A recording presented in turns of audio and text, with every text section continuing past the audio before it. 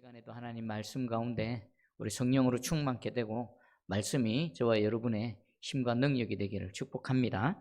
우리 시편 24편도 우리 찬양으로도 아주 유명하죠. 문들아 머리 들어라, 이런 영광의 찬양입니다. 이 다윗의 시이기도 하고요. 이 시가 지어진 시대적 배경을 좀 살펴볼 필요가 있을 것 같습니다. 이 시가 언제 불려졌을까요? 이 시가 처음 지어졌을 때, 처음 불려졌을 때는 어떤 때에 있을까요? 우리 사무엘하 6장에 보면요, 여호와의 언약궤가 다윗이 왕이 되고 난 이후에 예루살렘 성으로 들어오는 그 장면이 나옵니다. 그때 다윗이 어떻게 했습니까? 옷이 벗겨질 정도로 막 기뻐서 하나님을 찬양하고 또 노래했던 그 때가 바로 이때입니다. 자, 그러면 이때가 오기까지 여호와의 언약궤는 어디를 거쳤을까요? 한번 정리를 해봤습니다. 이스라엘에게서 언약궤가 잠시 떠나가 있는 적이 있었습니다. 이 언약궤는요, 그냥 나무 상자가 아닙니다. 그것이 하나님의 임재의 상징입니다. 우리 성막 지성소 안에 언약궤가 있습니다. 그곳에 하나님이 계십니다. 그리고 실제로 그 위에 하나님께서 구름 가운데, 불기둥 가운데 임재하셨습니다. 이것은 그냥 궤가 아니라 하나님의 임재의 상징이었고, 그것을 통해서 하나님이 이스라엘과 함께 하심을 나타내는 겁니다. 근데 이 언약궤가 상당히 오랜 시간 동안 지금 이스라엘을 떠나 있었습니다. 예루살렘까지 돌아오기까지 여러분 무려 100년이라는 세월이 걸렸습니다. 그 과정을 한번 살펴보겠습니다. 첫 번째, 사무엘상 4장에 보면요, 그 엘리 제사장 시대 때 블레셋과의 전투가 있었습니다. 그때에 이들이 언약궤만 있으면 하나님 우리를 도와주시겠지 하고 언약궤를 지금 그 전쟁터로 모시고 왔죠. 이길 줄 알았는데 어떻게 됐습니까? 완전히 패해버리고요, 언약궤도 빼앗겨버리고요, 그 엘리의 두 아들 홈니와 비나스도 죽임을 당해버립니다. 그때 이 엘리의 며느리가 아이를 낳으면서 그 아이 이름을 이가봇이라 지었죠. 이가봇이 뭡니까? 여호와의 영광이 떠나버렸다. 이스라엘에게서 여호와의 영광이 떠나버렸다. 맞습니다. 언약궤가 떠난 것은요, 하나님이 이스라엘 떠나버린 것입니다. 그럼 그 하나님께서 떠나셔서 하나님의 일들을 행하셨지만 그것이 다시 예루살렘으로 오기까지 수많은 세월 동안에 이스라엘 백성들은 언약궤를 사모했고 또 언약궤를 모셔드리기 위해서 여러 번 시도를 했지만 실패도 경험했습니다. 두 번째 과정입니다. 그 언약궤가 블레셋 진영으로 가가지고 7개월 동안 머물렀습니다. 그 머무르는 동안에 블레셋 지역에는 무슨 일이 일어났습니까? 언약궤가 가는 곳곳마다 하나님께서 재앙을 내리십니다. 이스라엘은 블레셋에 패했습니다. 그러나 여호와는 패하지 않으셨습니다. 언약궤를 블레셋은 사로잡은 줄 알고 빼앗은 줄 알았는데 실제로는요, 하나님께서 이스라엘을 대적하는 블레셋 진영에 하나님 홀로 들어가셔서 그 블레셋 진영을 초토화시키는 겁니다. 가는 곳곳마다. 그래서 서로 막 그 방백들이 이 언약궤 너희가 가져가라. 아니 우리 못 가져가겠다. 서로 왜 그럽니까? 그 언약궤가 가는 곳마다 하나님께서 임재하시고요, 거룩하신 하나님이 임재하시는 그 죄인들이 어떻게 됩니까? 작살이 나는 겁니다. 그래서 그들이 어떻게 합니까? 모여서 의논을 합니다. 야, 이 언약궤 우리가 여기 있어서는 안 되겠다. 두려워서 다시 언약궤를 이스라엘로 돌려보냅니다. 그 과정이 7개월이었습니다. 새 수레를 만들고요, 멍에 매지 않은 소 두 마리를 메어가지고요, 그래가지고는 언약궤를 메어서 이제 이스라엘로 돌려보냅니다. 그리고 도착한 곳이 어디입니까? 벳세메스입니다. 벳세메스. 우여곡절 끝에 이스라엘로 돌아왔는데 그게 다가 아닙니다. 벳세메스에 도착하자마자 또 하나님의 진노가 임하셨습니다. 사무엘상 6장 19절입니다. 벳세메스 사람들이 여호와의 궤를 들여다본 까닭에 그들을 치사 5만, 괄호로 5만, 괄호 밖에 70명을 죽이신지라. 여호와께서 백성을 쳐서 크게 살육하셨으므로 백성이 슬피 울었더라. 처음에 하나님의 언약궤가 이스라엘로 돌아오는 광경을 봤을 때 이스라엘 백성들은 환호를 했습니다. 벳세메스 사람들은 와, 하나님의 언약궤가 다시 우리에게로 온다 했는데 이들이 하나님의 진노로 재앙을 당해. 괄호는 5만 명이고요, 그냥 70명, 여러 주장이 있겠죠. 어쨌든 중요한 것은 하나님의 언약궤 앞에서 이스라엘 백성들이 죽임을 당한 겁니다. 이유는 뭡니까? 벳세메스 사람들이 여호와의 궤를 들여다본 까닭에. 왜 하나님 싫어하셨을까요? 하나님은 거룩하신 하나님이시고요, 여호와의 궤에 하나님께서 실제로 임재하고 계신데 그 궤를 사람이, 이 죄인인 인간이 함부로 손을 댄다? 들여다본다? 그건 적사했죠. 그 과정을 거치고요. 그래서 이 언약궤를 이스라엘로 모셔드리지 못하고 그 다음 어디로 가냐면 기랏 여아림의 아비나답의 집에 모십니다.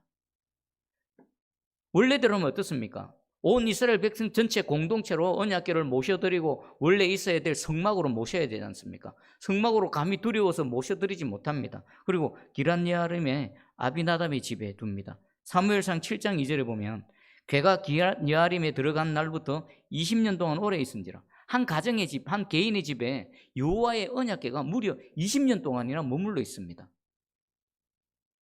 그동안에 이스라엘 백성들은 하나님을 사모했습니다. 그 언약궤 앞에서 다시 한번 예배를 드리길 원했습니다. 그런데 어찌할 바를 모릅니다. 두려워서 그냥 그대로 방치되어져 있었죠.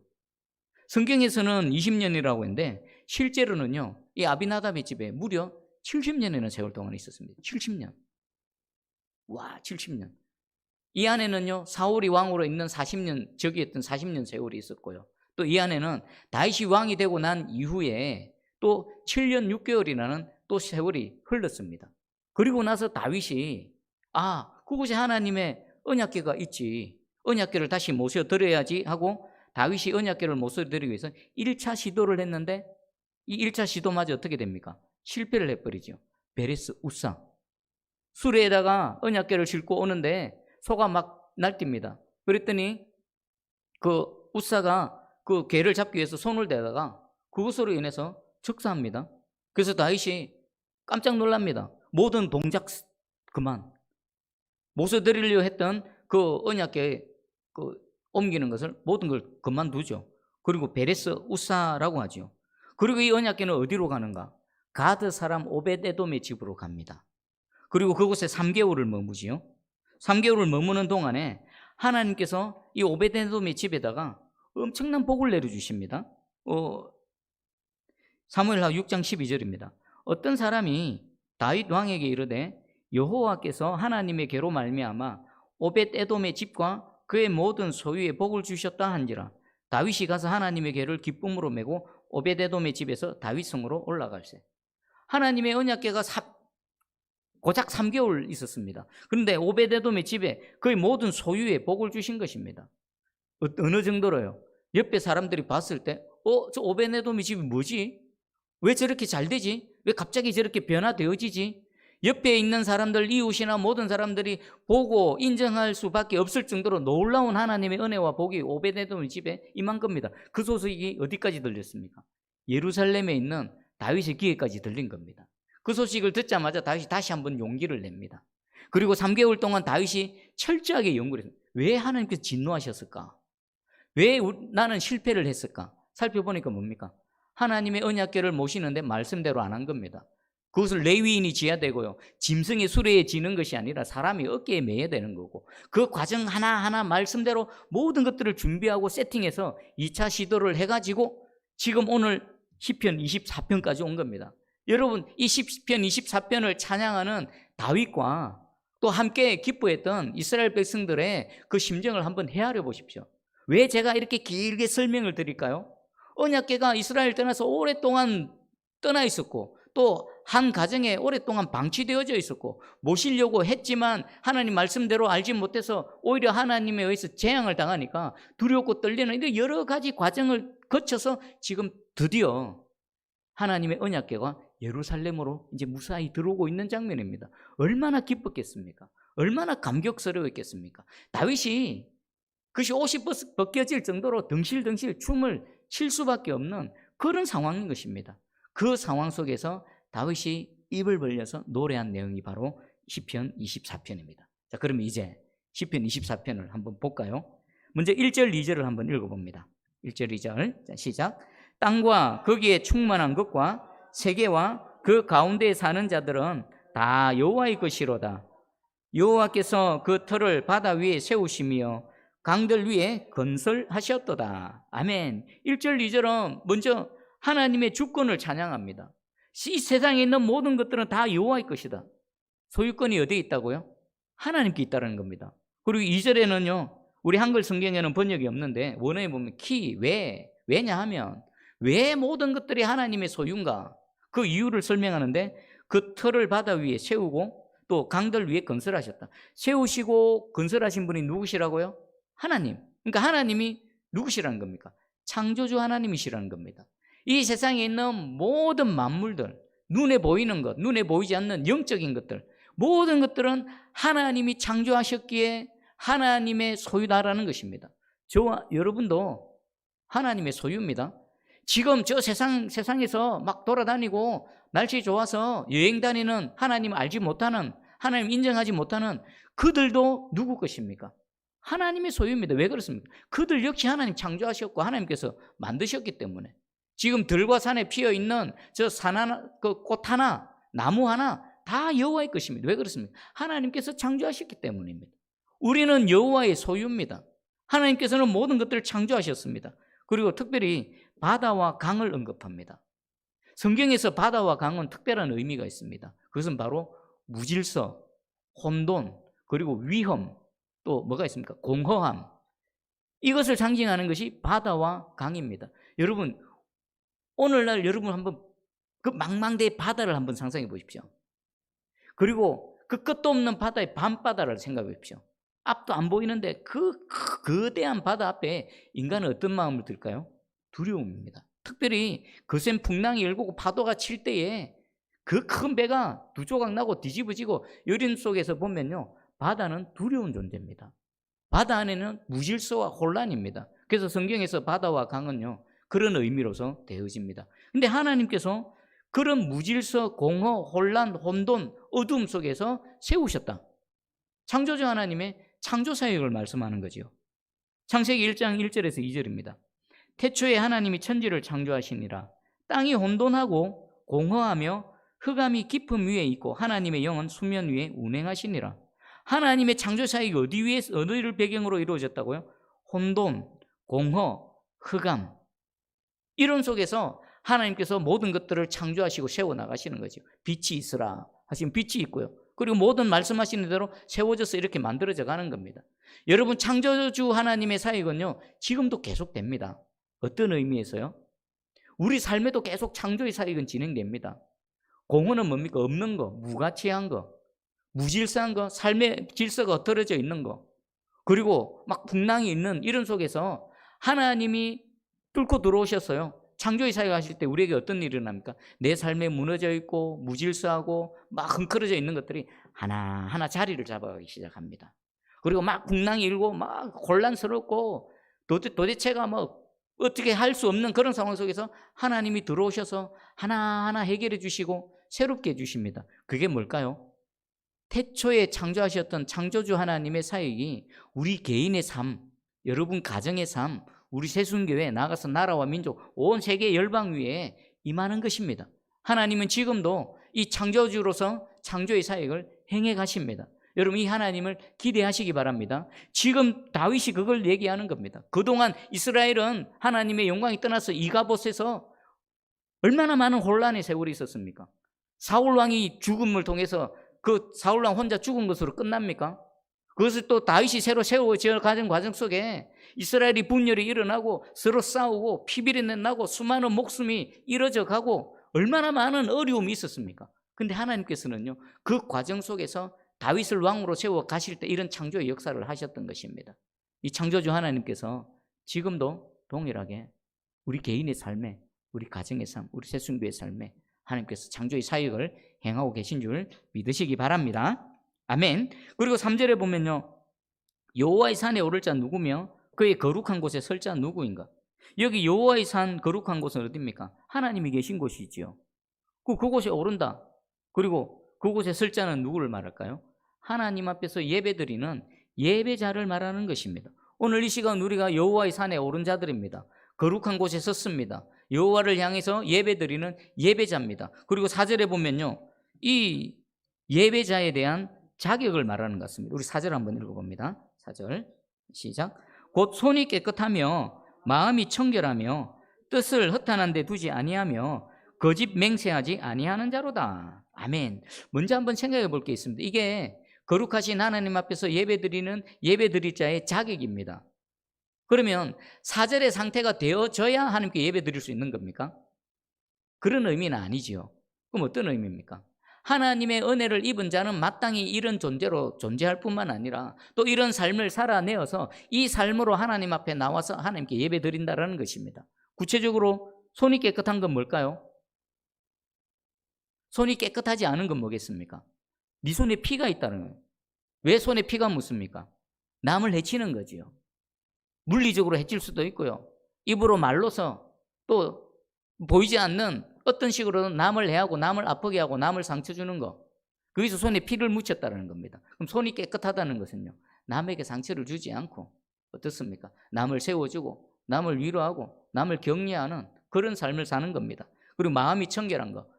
하나님 앞에서 온전한 삶을 살아가는 겁니다. 정직하고 깨끗하고 청결한 삶을 사는 거. 뜻을 뜻하는 데 두지 않는다는 것은요. 우상숭배를 의미하고 있습니다. 하나님이 아닌 다른 곳에 마음을 빼앗겠다?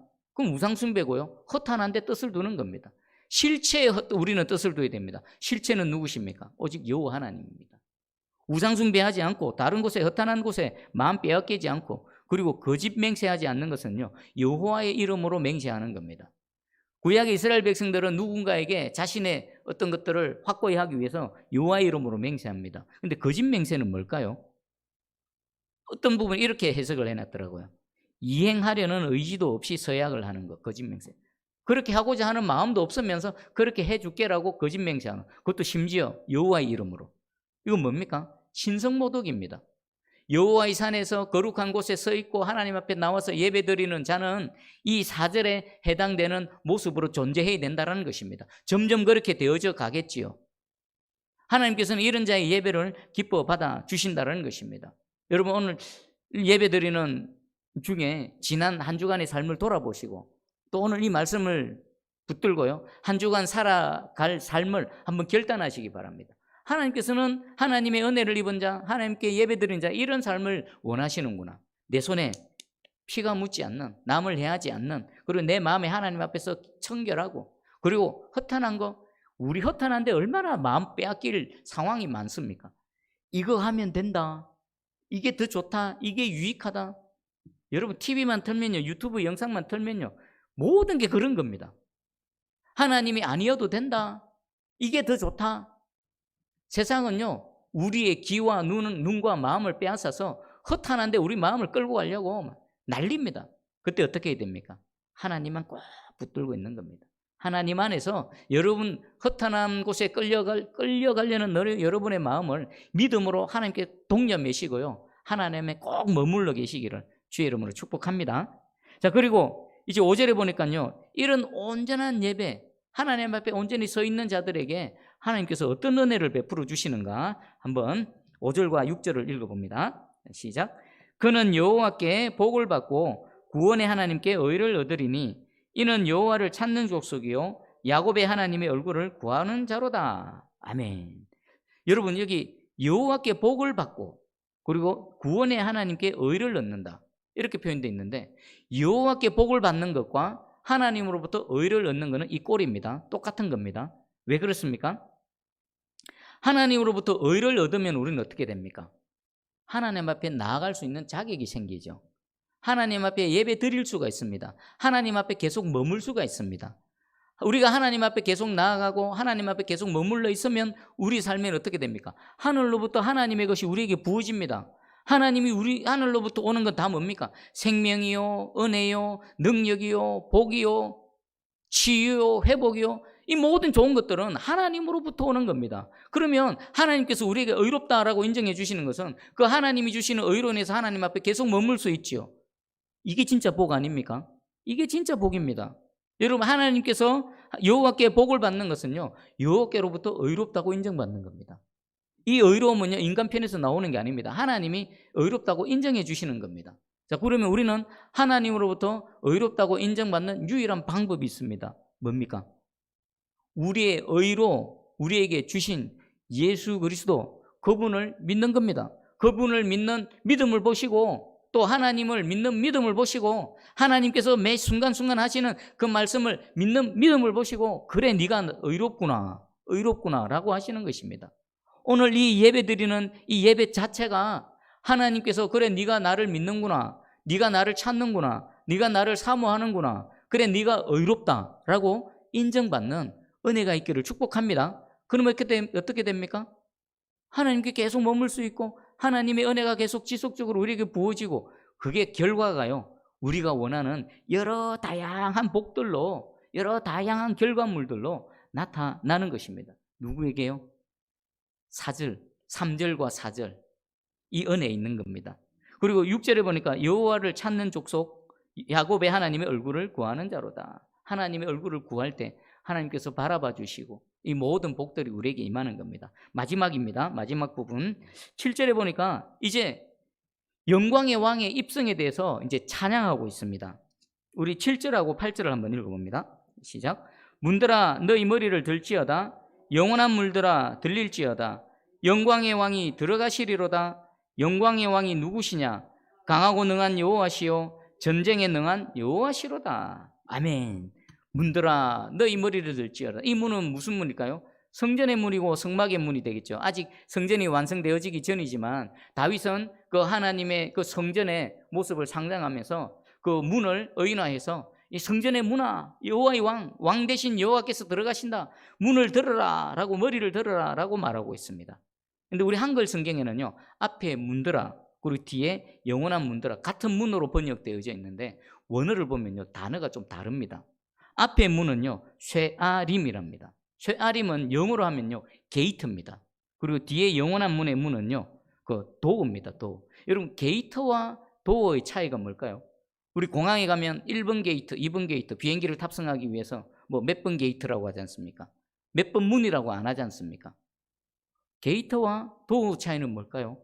그리고 다윗은 찬양을 할 때 왜 문드라와 뒤에 영원한 문드라를 다른 단어를 썼을까요? 제가 좀 고민을 해봤습니다. 그리고 여러 가지 검색을 해봤습니다. 그러니까 게이트와 도어의 차이를 잘 설명해 놨더라고요. 게이트는 보면 뭐 지붕이나 건물이 아니라 어디서부터 어딘가를 통과하는 그런 통과 절차입니다. 그 게이트를 열고 가면 또 다른 세계가 있는 겁니다. 그러니까 이 게이트는 뭡니까? 게이트를 열어젖히고 들어가면 어디로 가는 겁니까? 하나님 나라로 들어가는 겁니다. 하나님 밖에 있었던 존재가 이 게이트를 통해서 하나님 나라로 들어가는 거죠. 오징어 게임하는 그런 세상 나라에서 하나님의 은혜와 긍휼과 자비가 있는 그런 하나님의 나라로 들어가는 거, 이게 게이트입니다. 그럼 도어는 뭘까요? 도어는요, 그 도어를 열고 들어가면 뭐가 있습니까? 문 열고 들어가면 뭐가 있습니까? 방이 있지 않습니까? 방은 뭡니까? 통과하는 과정이 아니라 그 방에 들어가면요 머물게 되고요 최종 목적지가 되는 겁니다. 그리고 우리 이 문, 도어에 대해서 정확하게 알려면요 요한계시록 3장 20절을 좀 보면 됩니다. 볼지어다 내가 문 밖에 서서 두드리노니 누구든지 내 음성을 듣고 문을 열면 내가 그에게로 들어가 그와 더불어 먹고 그는 나와 더불어 먹으리라. 이 문, 여기서의 도어가 쓰였습니다. 도어는 뭡니까? 그 문을 열고 들어가면요 방이 있고 함께 머물고 함께 먹고 마시는 것입니다. 여러분 먼저는 게이트를 통과해야 되죠. 게이트를 통과할 때 어떤 일이 일어납니까? 이 세상 나라, 하나님 나라 밖에서 하나님의 나라로 들어가는 겁니다. 그리고 또 두 번째로 게이트를 열었다면 이제는 도어를 열어젖혀야 됩니다. 내 마음의 문을 여는 겁니다. 내 마음으로 모셔드리는 겁니다. 하나님 내 마음에 들어와 주시옵소서. 영광의 왕이시여 내게 들어오시옵소서. 그리고 나와 함께 방에, 내 마음의 방에 머무셔서 나와 함께 먹고 마시고 나와 함께 동행해 주시고 나와 함께 주시옵소서. 이게 도우입니다. 여러분 문들아 너희 머리를 들지어다. 영원한 문들아 들릴지어다. 여기에는요 우리는 게이트를 활짝 열어젖히고 하나님 나라로 쑥 하고 들어가야 됩니다. 동시에 내 마음의 문을 활짝 열어젖혀서 지금 내 앞에서 문을 두드리고 계신 그 예수 그리스도께서 내 안에 들어오셔서 나와 함께 하시는 겁니다. 그런데요 가만히 보면 집에도 방이 하나만 아니지 않습니까? 여러 개가 있죠. 여러분 방문 다 열어젖히셨습니까? 어느 한 부분은 잠궈두지 않았습니까? 잠궈뒀죠. 그 잠궈두면 어떻습니까? 그곳에 예수님 못 들어가십니다. 예수님 못 들어가시면요 그 영역만큼은 하나님의 은혜를 못 받는 겁니다. 그럼 우리 어떻게 할까요? 다 열어졌어야 됩니다. 키를 예수님께 다 내도록 비밀번호 다 알려드리고요.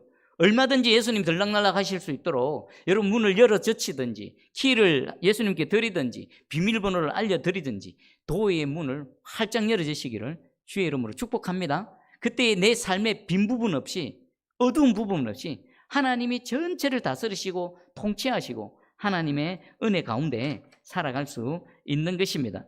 그리고 우리 8절 보니까 영광의 왕이 누구시냐? 강하고 능한 여호와시요 전쟁에 능한 여호와시로다. 게이트를 통과하고 내 도어를 열면은 들어오시는 그 하나님이 어떤 하나님이십니까? 영광의 왕이 누구시냐? 내 안에 들어오셔서 나를 다스리시고 통치하시는 이 하나님이 누구시냐? 답입니다. 강하고 능한 여호와시다. 하나님은 강하신 분, 내 안에 들어오셔서 나와 함께 하시는 그분은 강하고 능한 분이시고 특별히 전쟁에 능한 여호와시다라는 겁니다. 이 전쟁에 능한 여호와는 누구 입에서 나왔습니까? 다윗 입에서 나왔습니다. 다윗 입에서 나왔다라면요, 한번 생각해 볼 필요가 있는 겁니다. 다윗은 평생을 전장터에서 살아온 사람입니다. 그렇지 않습니까? 처음 이스라엘 역사에 등장할 때도 골리앗과의 전투를 통해 등장했지요. 그리고 수많은 전쟁을 사울 밑에서도 펼쳤고요. 또 이스라엘의 왕이 되고 난 이후에도 평생 전쟁을 치렀습니다. 하나님이 성전을 짓고자 했는데 다윗아, 너는 네 손에 피가 너무 많아서 너는 성전 지으면 안 되겠다. 네 아들 짓게 하겠다. 그 정도로 다윗은 인생은 그냥 전쟁입니다. 전쟁. 실제로 칼을 휘두르고 목숨이 오고 가는 그런 전장터에서 살아왔던 사람이 여호와를 향해서 강하고 능하신 분이시고 전쟁에 능하신 하나님이시다라고 지금 외치고 있는 것입니다. 여러분, 이 하나님이 여러분과 함께 하시기를 축복합니다. 왜 그런가 하면 우리 실제로 총 쏘고 대포 쏘고 수류탄 던지고 이런 전쟁은 아니지만 우리 매일 삶도 전쟁입니다. 어떤 전쟁입니까? 사단과의 영적 전쟁이죠. 사단은요, 한순간도 쉬지 않습니다. 우리의 연약한 부분 너무나 잘 압니다. 그리고 넘어뜨리려 하고요, 하나님 앞에 범죄하게 하려고 하고요, 하나님 믿는 믿음을 없애려고요, 수단과 방법을 가리지 않고 우리를 공격해댑니다. 영적 전쟁이죠. 그리고 광야 같은 인생길에서 우리는 삶과의 전쟁을 치르고 있습니다. 이 열악한 환경, 내 삶, 여러분 내일 또 한 주를 살아가려면요, 얼마나 치열하게 살아가야 됩니까? 그 속에서의 삶과의 전쟁, 인생의 그 전쟁. 그리고 또 하나가 있습니다. 내 속에 나의 연약함과의 전쟁, 나와의 전쟁이 있지 않습니까? 내 속에 또 다른 나와 싸워 나가며 하나님 말씀을 또 쫓아가려는 나, 그리고 그곳에서 나를 붙드는 내 속에 있는 또 다른 나와 끊임없이 전쟁을 벌이며 나가야 됩니다. 여기서 이길 수 있는 유일한 방법은 뭡니까? 혼자는요, 사단 못 이깁니다. 여러분 스스로는 여러분 삶에 일어날 삶의 전쟁이 못 이깁니다. 여러분 스스로는요, 내 안에 있는 이 나의 연약함을 못 이깁니다. 하나님이 도와주셔야 되고요, 성령님께서 나를 붙들어 주셔야 되고, 그리고 성령의 인도하심을 받아야만 되는 것입니다.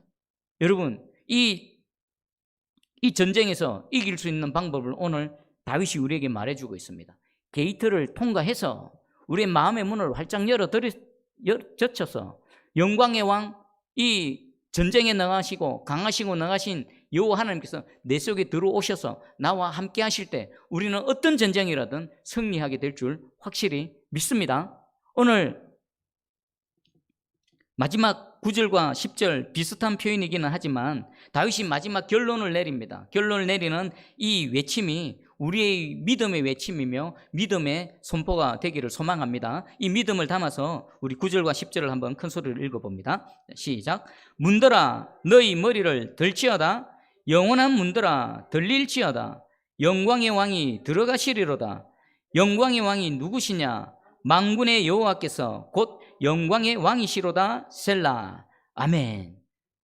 이 은혜, 다윗이 지금 하나님의 법궤 여호와의 언약궤가 들어오는 것으로 이렇게 기뻐 외쳤던 이 은혜가 저와 여러분에게도 있고요, 또 한 주 동안 매일 삶을 살아갈 때에 우리는 이미 게이트를 통과해서 들어온 삶입니다. 게이트 밖이 아니라 게이트 안으로, 예수 그리스도 안으로 들어왔습니다. 우리의 마음의 문을 활짝 열어젖히면요, 그 방문 열린 곳곳마다 예수 그리스도께서 들어오셔서 함께 하시고요, 모든 전쟁터에서 승리하게 하실 줄 확실히 믿습니다. 한 주간 이 말씀 붙들고 살아내시고요, 승리하시고 다음 주 또 주일 나와 하나님께 예배 드릴 때는 실패해서, 패배해서 눈물 흘리는 예배가 아니라 그 영광의 하나님을 기뻐하며 감사하며 할렐루야, 하나님께서 이기게 하셨다, 할렐루야, 하나님께서 이렇게 은혜를 베풀어 주셨다, 이런 새로운 은혜의 선순환의 그 찬양의 역사가 일어나기를 주의 이름으로 축복합니다.